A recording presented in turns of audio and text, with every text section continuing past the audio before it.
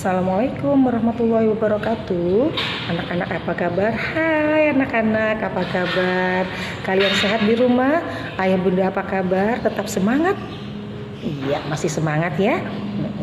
Anak-anak, kali ini kita akan belajar tentang tematik tema 4, subtema 2, pembelajaran yang kedua. Tentang apa?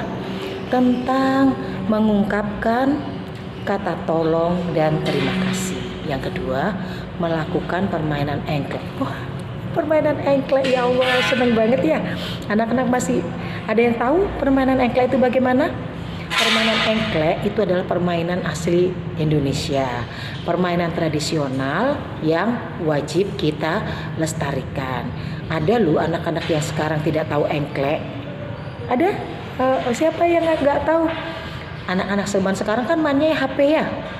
Tapi nggak boleh terus-terusan. Sekali-sekali main mainan tradisional ya, seperti engklek tadi, atau tahu dakon? Dakon, tahu? Nah, itu nanti ada pelajaran selanjutnya. Anak-anak, seperti biasanya kita sebelum melakukan kegiatan sehari-hari, kita melakukan berdoa. Yuk kita berdoa bersama-sama. Tangan diangkat, kepala ditundukkan. Berdoa dimulai. Bismillahirrahmanirrahim. Rabbi zidni ilma warzuqni fahma. Amin. Anak-anak masih ingat doanya? Pinter ya. Mari kita lihat bukunya, dibuka halaman 136 dan seterusnya. Kita mulai ya. Miss Ani akan bacakan, anak-anak mendengarkan ya. Mensyukuri karunia Tuhan. Apakah kalian pernah membantu orang lain? Ayo, siapa yang pernah membantu? Semuanya pasti bisa ya. Pernah ya? Menolong orang lain adalah sikap terpuji. Sikap terpuji itu kebalikannya sikap tercela. Tercela itu tidak boleh dicontoh, tidak boleh dilakukan, karena itu hal yang tidak baik ya. Jika mengalami kesulitan, kita juga dapat minta bantuan orang lain. Nanti kita kasih contoh-contohnya ya. Sebagai manusia, kita wajib tolong menolong. Kita harus bersyukur kepada Tuhan karena diberi kemampuan untuk menolong orang lain. Cara mensyukurinya bagaimana? Dengan selalu berdoa dan melakukan kegiatan sehari-hari dengan baik. Anak-anak, hari ini Miss Ani akan kasih contoh. Satu kalimat atau satu perbuatan minta tolong atau minta bantuan orang lain. Misalnya apa? Kalau lihat di dalam teks bacaan yang ada di halaman 136, itu antara Santi, Anton, dan Rasti. Mereka membersihkan pekarangan rumah. Anton membuang sampah, Santi menyapu rumah, dan Rasti menyiram tanaman. Anak-anak, kalau anak-anak di dalam di luar di halaman itu lagi menyapu, halaman kan luas banget ya anak-anak ya. Biasanya yang disapu tuh banyak dan luas, maka sampahnya juga banyak. Nah, tong sampahnya otomatis juga banyak isinya karena sampahnya berserakan banyak. Nah, Santi tidak kuat mengangkat sendirian, maka dia perlu bantuan orang lain. Misalnya kepada Rasti atau kepada Anton. Bagaimana kata-katanya yang baik? Misalnya kasih contoh. Santi minta tolong untuk mengangkat tong sampah kepada Rasti.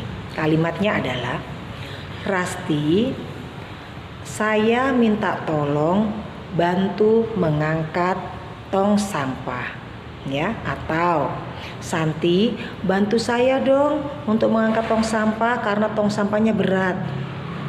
Anak-anak, kenapa kalau kita minta tolong itu harus dengan kata-kata yang lembut dan kata-kata yang sopan? Karena kita minta tolong itu tidak boleh dengan kata yang kasar atau membentak atau berteriak. Nanti kesannya, jatuhnya akan menjadi kata-kata menyuruh.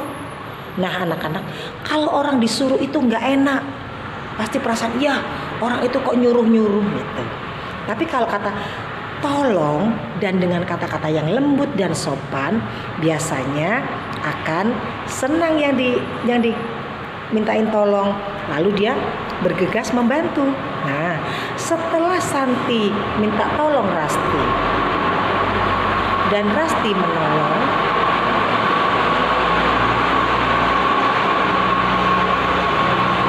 maka apa yang diucapkan oleh Santi akan bilang, terima kasih Rasti.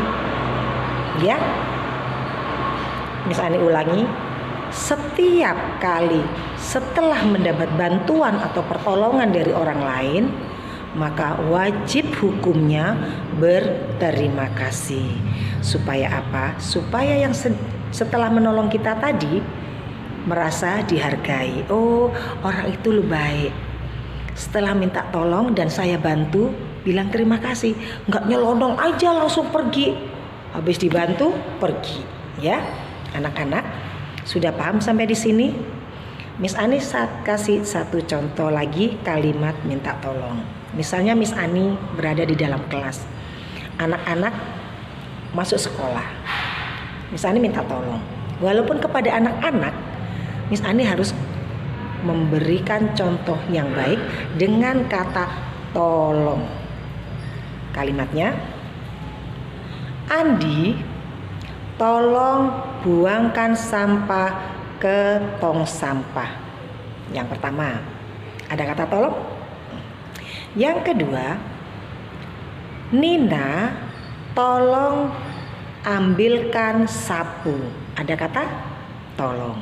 Walaupun Miss Ani usianya jauh lebih tua dari anak-anak, wajib Miss Ani kata tolong dipakai.